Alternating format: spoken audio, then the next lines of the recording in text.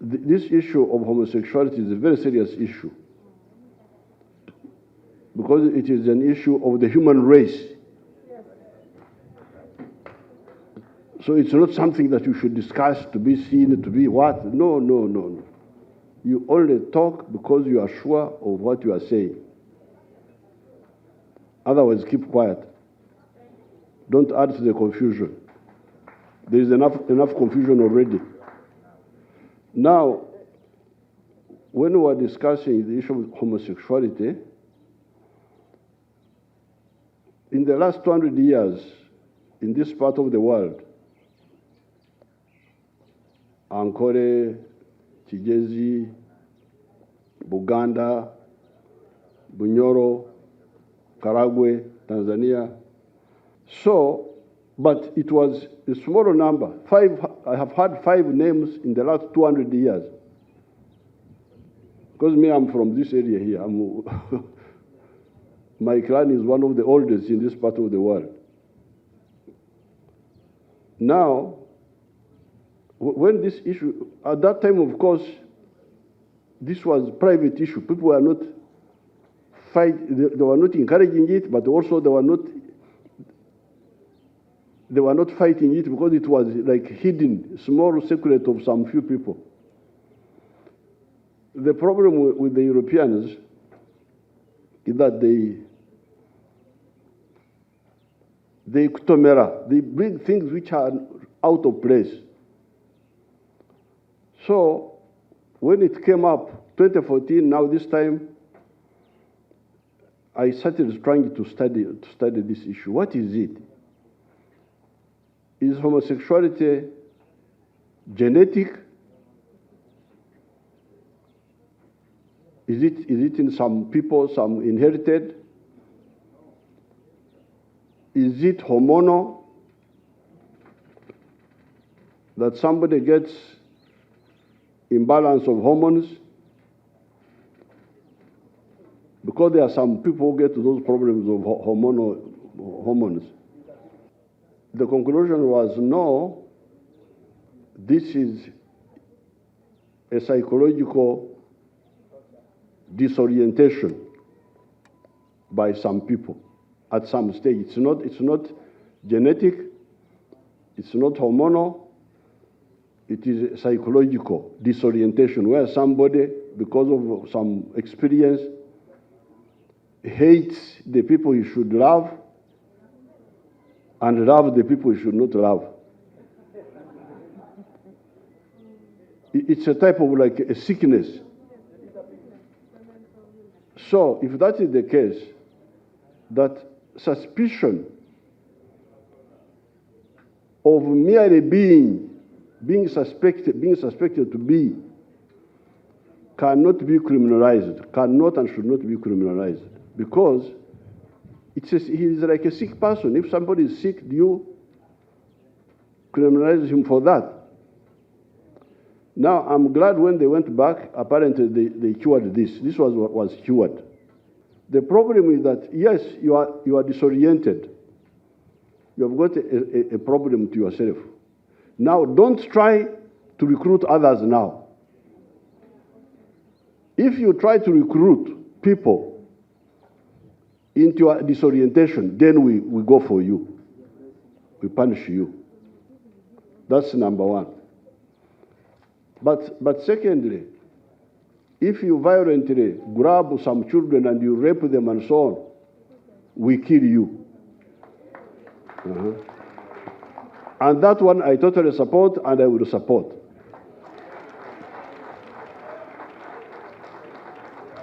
The 3 positions. Number one, merely being suspected of being is not an offense in itself. You are a person to be helped if you want helped, because it was said that some of the people can be helped to get back to normal. But secondly, if you want now to disorient others, we go for you, we punish you by imprisonment. If you go beyond that and you start raping children and so on, we kill you. Yes, sir. So there, we are, so, but later on, a woman from the World Bank rang me, and I told her exactly as I'm telling you. I said, I'm going to sign the bill because of the 3 points I've told you. Merely being, no, we cannot criminalize you. Being and trying to recruit, we punish you by imprisonment. Raping, we kill you. So, but then the woman of the World Bank told me two other points, which although I've signed the bill, I would like us to look at it also ourselves, because I don't want to be on the side of wrong. In all these fights, I have never stood on the wrong side. Never. That is the line of the NRM. We never have two languages. What we tell you in the day is what we shall tell you in the night.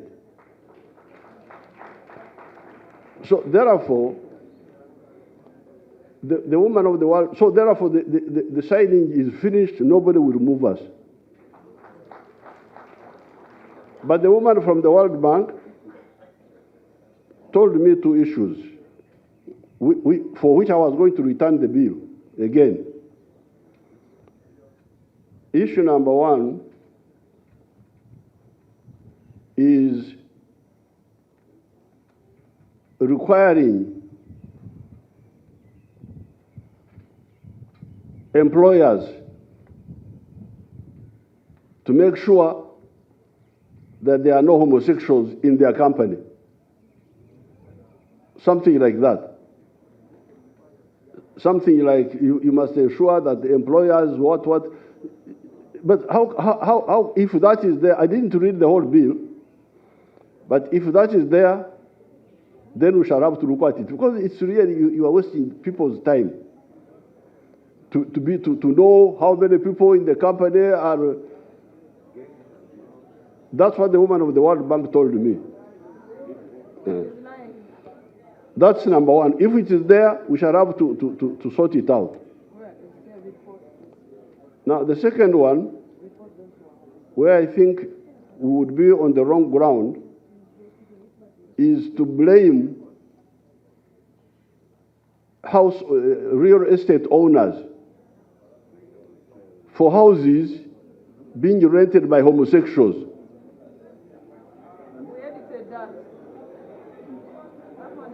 If that is there, then we should sort it out. We don't have time to go into that now, but we shall have time for that. So these are the two areas which you should check again. So I was about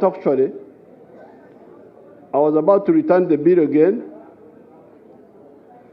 but then the end of last week, I was going through my papers, and I saw the letter from the Attorney General telling me that the issues I had raised with the whips had all been resolved, that I should now sign the bill, and I signed it. So, if you don't have the other weaknesses there, forget about all this nonsense. What I don't want is a SOV on our side. We don't want any SOV, any mistake, because you cannot say, I am an employer, I have got so many employers at Kisozi, how do I know who is a homosexual? And if I own a house, if I'm renting houses, how can I go to check the tenants who is homosexual and who is not homosexual? So please, otherwise, if we are sure that, because these are the only two weaknesses that I had, if they are there. But otherwise, we shall move. If they cut aid, we shall sit down and discipline our expenditure, rearrange our budgets. If they interfere with our trade, we shall trade with others. So that one is not my, and that's what I was telling you. The other time when I met you at Kololo, I said, you people, you should be ready for a war. And you cannot fight a war when you are a pleasure seeker, if you like a soft life. So war is not for soft life.